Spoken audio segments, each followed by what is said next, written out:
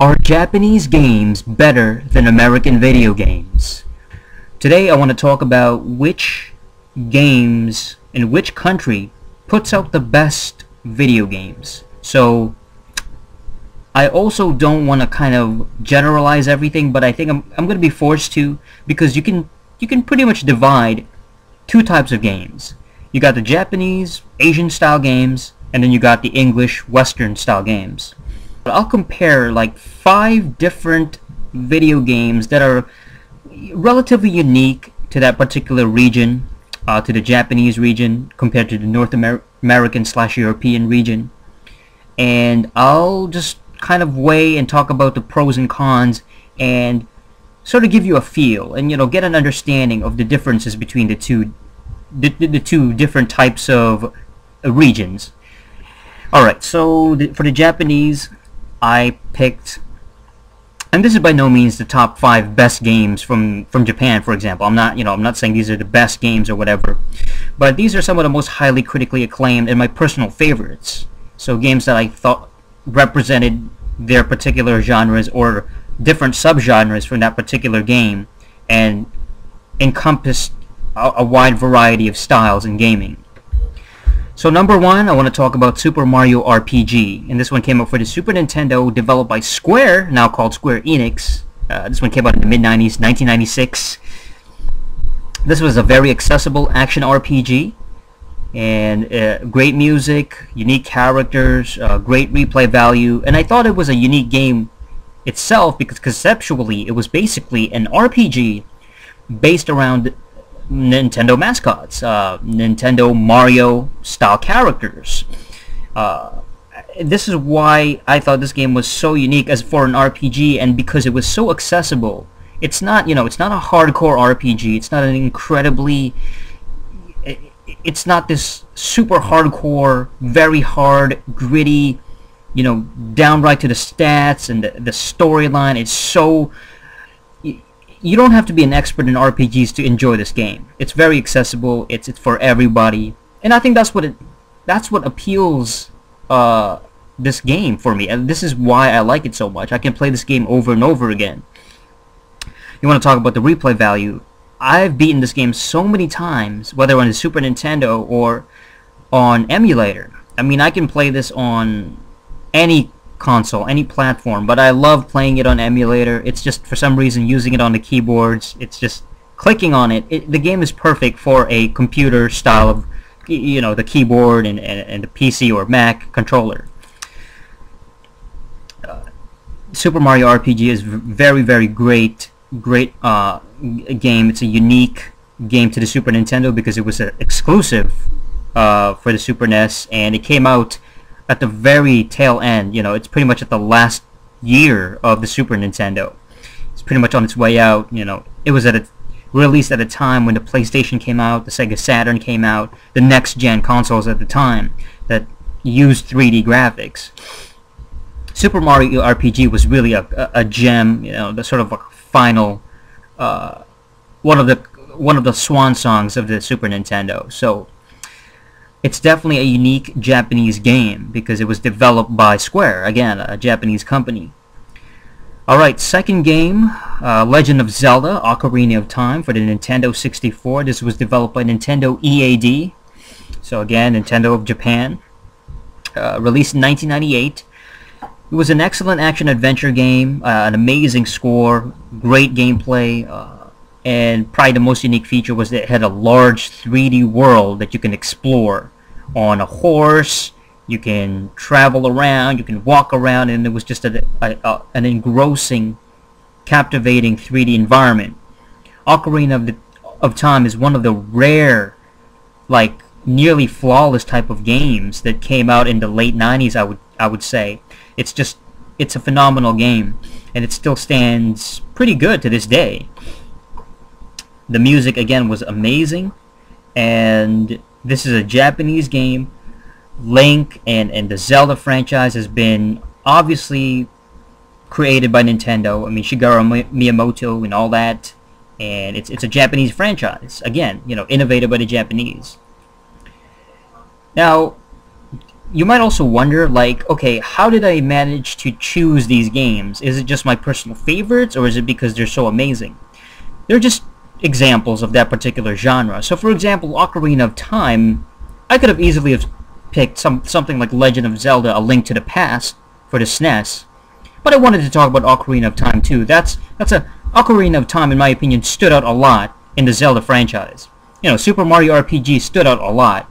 And again, it encompasses different things. The fact that it represents an exclusive franchise, mascots from a Japanese company, a certain genre that's unique to that particular video game.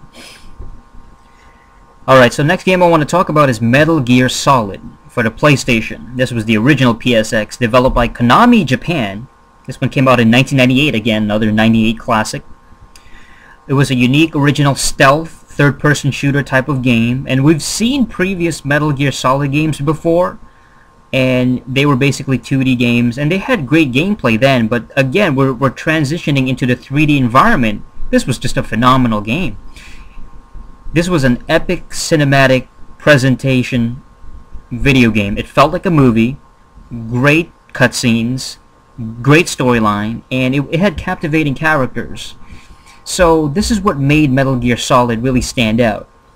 I could have chosen other games in the franchise. I could have chosen Snake Eater. I could have chosen Metal Gear Solid 4, Guns of the Patriots. But I thought that the first one, the original one, that one really set the bar really high. And to this day, it still has that same basic gameplay. It hasn't really changed that much over the years.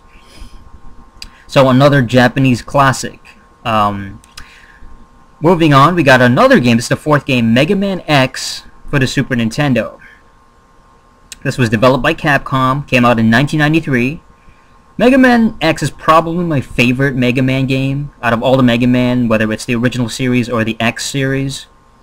I felt it was nearly flawless. It's a platform shooter, so it had a combination of platform jumping type of gameplay mixed with a kind of a side-scrolling shooter. And it had a great art design.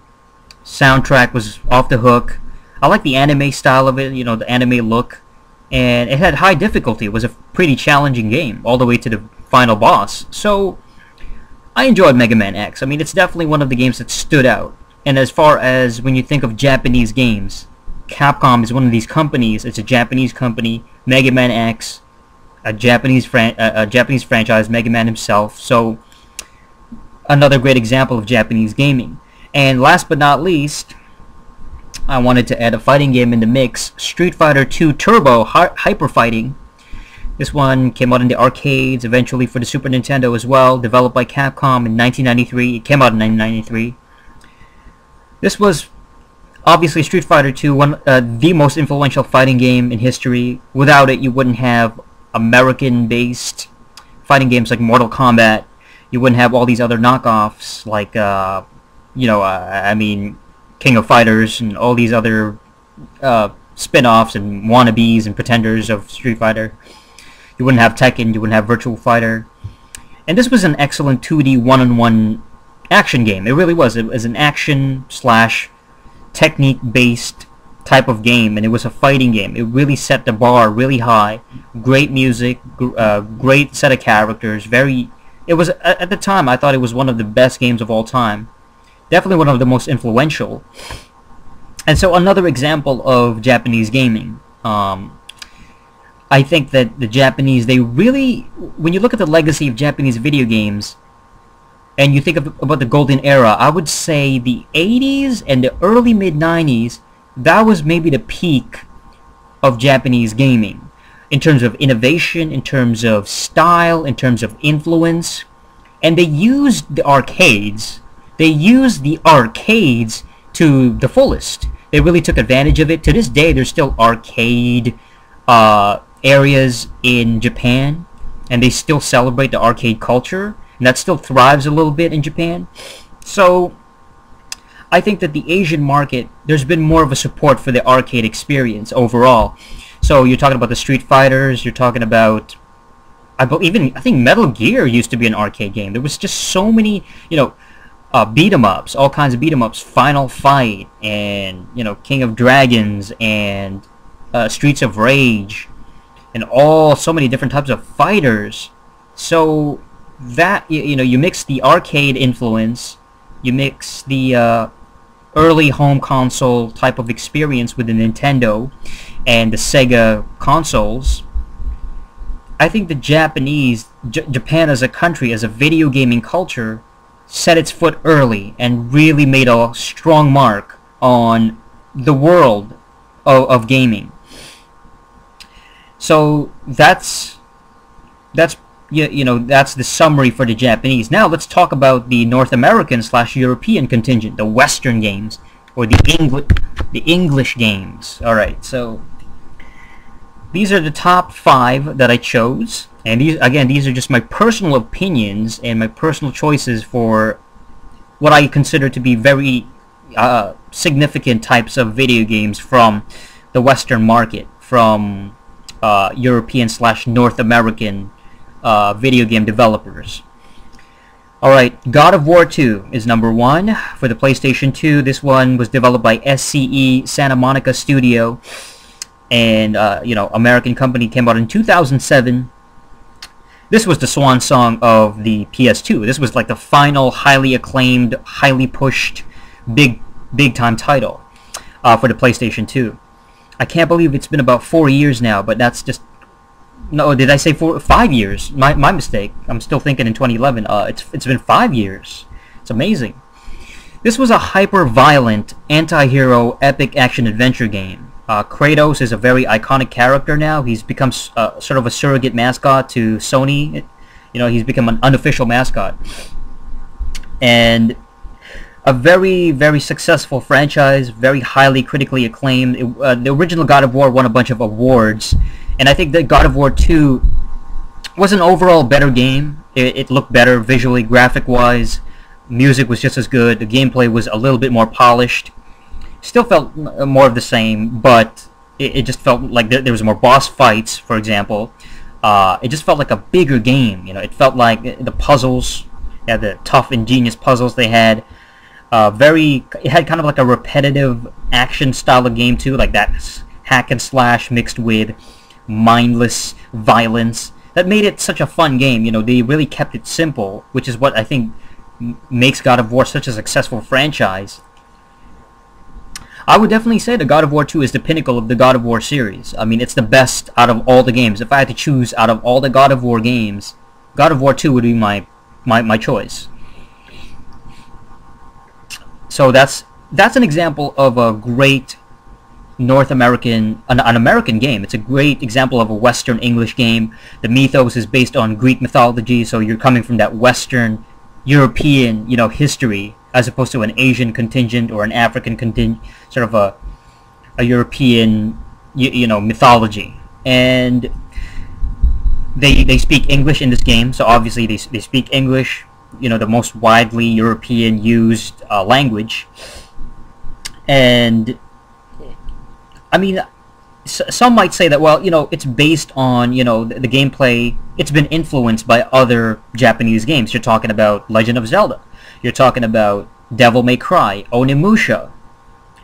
Even a game like Riger, which was Riger even a Japanese game? I don't know. I think it's made by Koei.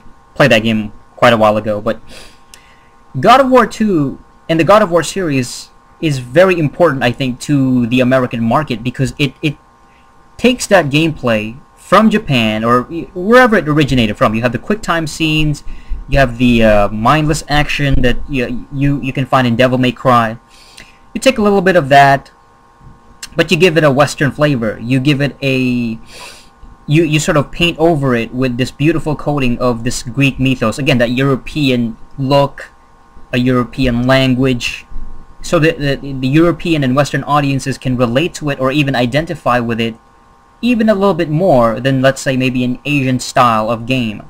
It caters to European style of players. It caters to gamers. It caters to... it's definitely got a Western feel, especially with the violence. And I think that the violence itself, this over-the-top gore, is very... It's... Americans, in my opinion, Westernized people love bloodshed, I think. They love violence. They love that spilling blood and people dying and beheadings and all that crazy stuff that you see in God of War 2, as evident with maybe a game like Mortal Kombat. Mortal Kombat is a very violent game compared to the Japanese counterpart of Street Fighter. You know, I mean, I think that the Japanese tend to be a bit more cartoonish, more anime based. It's not as violent looking. It's not as, there's not as much blood, even though, you know, there's blood in Onimusha, there's blood in Devil May Cry, there's violence in those games, but not to the same level of God of War. So this is what sets, I think, American games apart, is that American games and westernized games tend to be more brutally, they're brutal looking. They have that violent streak about them. I don't know if that says anything about the actual culture, but we tend to enjoy it more, I think, the violence in video games. Or at least I should say it's more presented in westernized games. I mean, you take a look at Nintendo, a very clean-cut company. You know, Nintendo doesn't really put out a lot of violent games. I mean, they'll have some games that are rated M, but most of it is just kiddie-friendly, family-friendly style of mascot games. Alright, so another game from North America, I would talk about Saints Row the Third. Wow, this one came out on the PS3, Xbox 360, the PC, and I wanted to include a sandbox game here, developed by Volition Inc., came out in 2011. This is a very visually impressive sandbox shooter, third-person shooter, over-the-top humor, deep customization, arguably the best sandbox slash gangster game to come out of all time, I think. I mean, this is probably the pinnacle of sandbox shooters right now. It's an excellent game. It carries really well from the previous Saints Row installments. A lot of customization, a lot of things you can do in this game. You can't even find some of the elements here in Grand Theft Auto. And I could have easily chosen, you know, a Grand Theft Auto game, San Andreas, Vice City, GTA 4, any of those games. I could have chosen those, but I decided to go with a little bit more, a little bit different, alternative Saints Row the Third, just to show you, you know, the diversity amongst these different sandbox style games. And I think it's a great example of American gaming. Again, developed by Volition Inc., an American company, and it really gets the American humor. I mean, I know that Saints Row was pushed in Japan, and they marketed it in Japan, you know, Saints Row 2, all that stuff. But I think that Americans, you know, again, the over-the-top humor might appreciate it a bit more. Westernized countries might appreciate it more. The British might appreciate it just because they're able to relate it a little bit more. They speak English in the game. It has predominantly, I would say, Western characters. The locales, the locations are based on Western areas, so Western buildings and Western cities, as opposed to Asian or African or, you know, Central Asian or kind of Middle Eastern areas. It's settled and it's based around North American areas, especially the previous Saints Row games. And you can say the same thing for Grand Theft Auto. Grand Theft Auto has pretty much always been around North America or the UK or certain areas. You might have certain areas in Japan or something like that, but it still feels like this game is a very American game. It's a very English westernized game. Alright, another game, let's talk about Conker's Bad Fur Day for the Nintendo 64. Yes! Yes! Classic, one of my favorites. Developed by Rare, which is a UK British company. Came out in 2001, one of the last great games for the N64. It was a great mix of various gameplay elements, so it was predominantly a platforming, 3D platform game, action game, but it had other elements as well, like it had racing elements, it had third-person shooter, multiplayer elements, and it had excellent split-screen multiplayer. I really enjoyed the multiplayer in this game. It feels very fun. There's a lot of violence in this game, actually. Cartoonish violence. You can, like, do headshots and, you know, make characters' heads explode and blood coming out and all that stuff. The humor, it's got like a mix of pseudo-British humor mixed with, like, you know, parodies, basically. They parodied a lot of films and movies in this one. So it's definitely one of my favorite games. Conker's Bad Fur Day is an amazing Western game. You know, it's a British game, and it's by Rare. it's probably one of the best last games that Rare put out. I mean, man, they put out Bad Fur Day on other consoles. Like they made it for the 360 as well, but that was just like a toned down, shitty version. So unfortunately, the later versions of Bad Fur Day was just actually inferior. But when it came out, and when I played it back in the day, Conker's Bad Fur Day was amazing. It was just a fun game, and it's definitely my favorite game for the Nintendo 64. I could play that game all day. Alright, game number 4, StarCraft, for the PC and the Mac. And I know it came out for the N64, but it was developed by another developer company. This was developed by Blizzard, came out in 1998. Epic, real-time strategy, RTS, excellent online, and practically endless multiplayer. Amazing online service. You know, this Battle.net is awesome. I'm sure they still have StarCraft. You know, they still play it online to this day. I haven't played StarCraft in a really long time, but it's an excellent, another amazing Western game. I think that this is a particular game because when I talk about StarCraft, when you think of games for the PC, the Mac, these are internet, online-based games, which is what the West is known for, as opposed to Japan. Like, when you think of Japanese games, you think of arcadey games, you think of 2D, old school, like 80s, 90s games. But when you think of Western games, you look at the PC gaming. You know, I think that PC gaming in the West, in North America and in Europe, have taken... They've led the industry. They've led the gaming industry. There's been more titles available from the North American developers, North American companies. It's a bigger market, and it just seems like, I mean, if you take a look at PC gaming, how many Japanese games have come out for the PC? Like, seriously, how many? How many actual Japanese titles have come out for the computer, for the Mac, whatever, in North America and in the West? I'm sure they make PC games, you know, obviously in the East, in Japan, but I think the majority of the market, you know, if not maybe 100% of the market, is probably from North America and Europe. You know, it's from the Western world. It's English-based games, English language.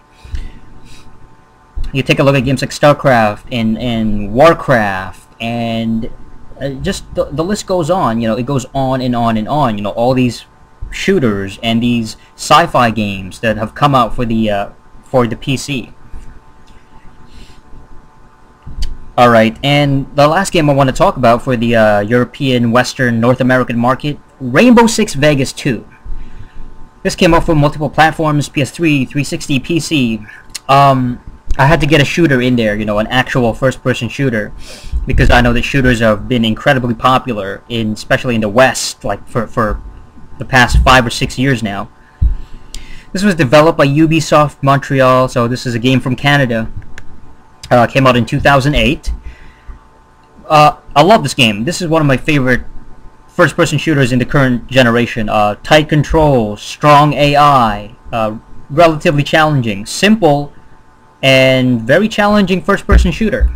I love the mechanics in this game. It feels a little bit different. You know, Rainbow Six has always been a unique FPS anyway, all the way from the first one. You know, I used to play that back in the N64. Vegas 2, great game, and it's one of those games that if you want to talk about first-person shooters when it comes to challenge, difficulty, enemy AI, I highly recommend this game. It's a fun game. It's definitely one of the most enjoyable FPS I've played, even amongst games like Killzone 2 or Call of Duty Modern Warfare or BioShock even. You know, even compared to those games, I love Rainbow Six Vegas 2. It'd probably be my first choice when it comes to current gen type of shooters.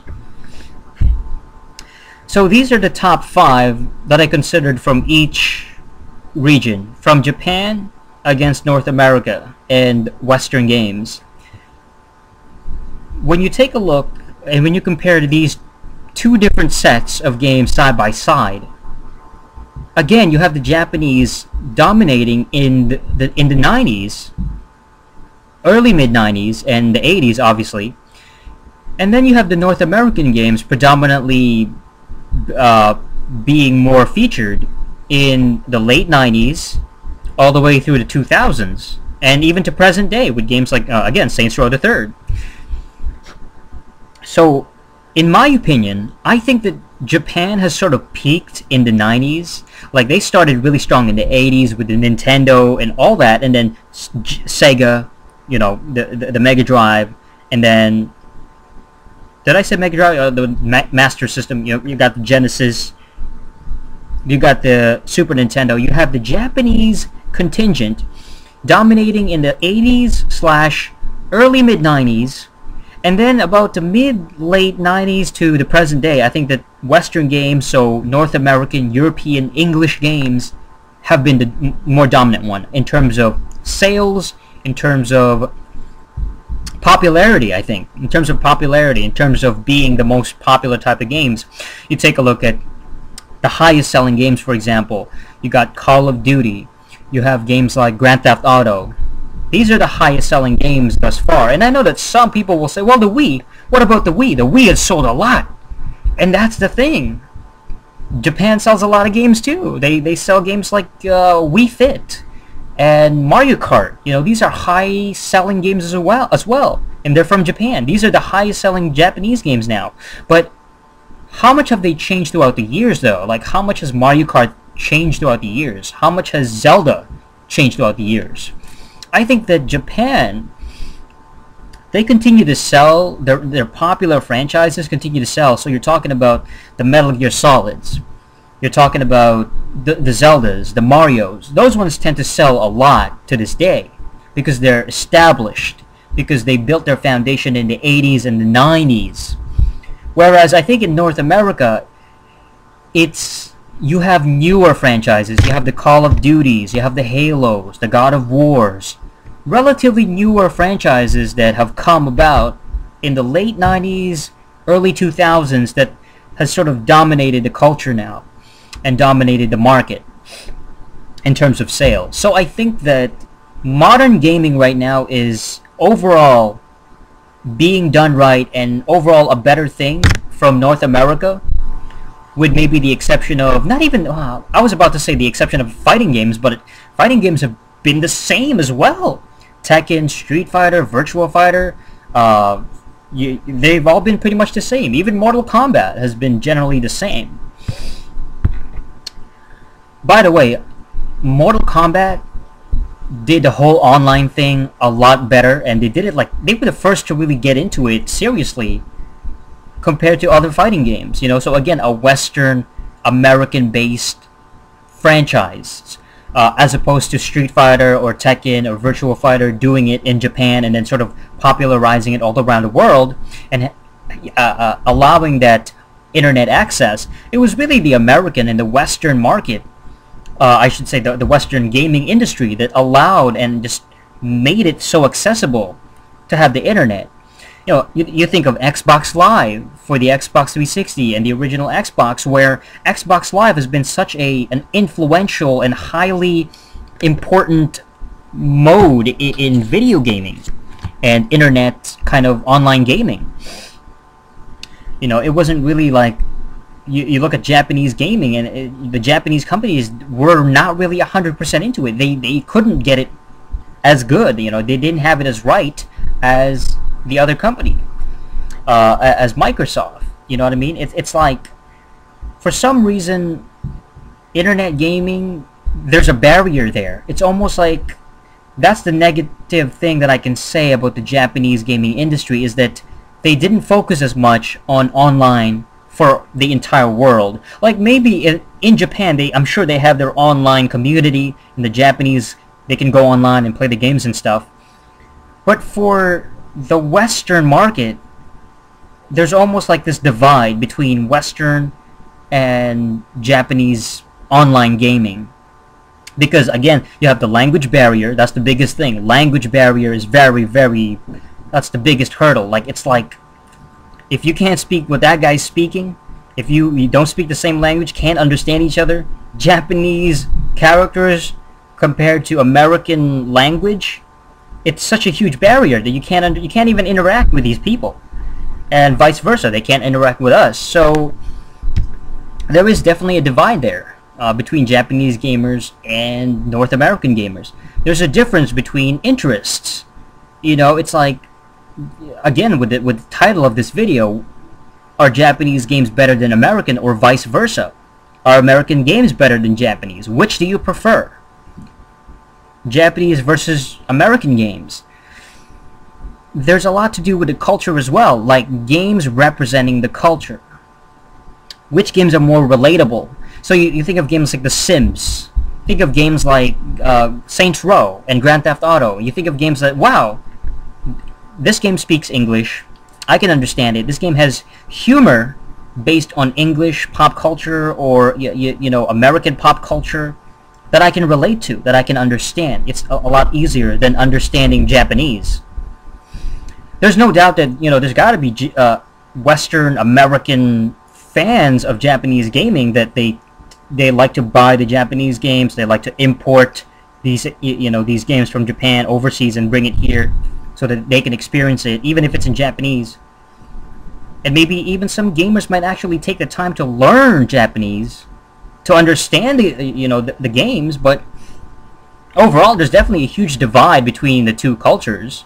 I mean, you take the highest selling games on the Japanese market, for example, like on the PSP and the handheld, it's like these Monster Hunter games and these like games like Pokemon, you know? And Pokemon is one of those games that's been able to cross over from the Japanese market. You know, it's a crossover title. You know, it's become such a successful crossover franchise that it carried over to the West, North America, around the world, and become popular and sort of connected with people, with fans all over the world, as opposed to just the Japanese market. There's some games in Japan that don't make it all the way here, and there's games here that don't make it all the way in Japan, meaning that they don't sell. They might sell a lot here in North America, but they don't sell as much in Japan. Grand Theft Auto would be an example of that. Grand Theft Auto is not that popular in Japan, and at the same time, Monster Hunter is not that popular and well known in North America. So there's certain things that catch on, and I think it's just a interesting dynamic between America, the biggest video game market, and Japan, the second biggest video game market. And I think it's important to sort of get a feel of where both countries stand in video gaming, in the culture, what kind, you know, different styles of games. You know, I mentioned how 80s and 90s was dominated by the Japanese games. Mega Man, Street Fighter, Metal Gear, Zelda, Mario. And then North America, the North American games like you know, Halo and Gears of War and all these other franchises coming from the North American European contingent, they've emerged as well, and they've sort of set their foot in the market as well. So that's pretty much all I want to talk about right now. I want to know what y'all thought about this. Which do you like better overall? Do you like the Japanese style of games? You know, are you like an RPG fanatic or a fighting game fanatic that you love the Japanese style, that anime style? You know, not every single Japanese game is an anime style. You got games like Yakuza. You know, Yakuza is sort of an open world crime game. You know, it's a crime syndicate type of game. It's comparable to Grand Theft Auto. And then or do you like the North American games? You like North American games like Skyrim and BioShock and Dead Space, which basically is a westernized version of Resident Evil, specifically Resident Evil 4. I mean, you look at the differences between those two, and there's a huge, like, Resident Evil 4 feels Japanese. You know, just because they have Western, white-looking, European-looking characters doesn't mean that it doesn't have the Japanese flavor. Like, if you play Resident Evil 4, you listen to the dialogue, you read the way that the characters speak and the humor behind it, and the style of the characters, the way that the animation looks, like the actual character designs, it's got a Japanese feel to it, that Capcom feel to it. as opposed to Dead Space, which is straight up, you can tell straight away, Dead Space is a very American-based type of game. Like it's very, I can't be sure that this is by EA. I can't be sure that it's American, but it's definitely got a Western feel. You know, Dead Space, everybody speaks English. There's African-American characters in the game. There's a sort of an aliens-based type of premise, sort of this pop culture American survival horror film type of feel to the game. Alright, so again, which do you think is the best? Japanese video games or American video games? Which do you prefer? That's it for this episode of the Review Space. Let me know in the comments section what y'all thought, and until next time, ciao.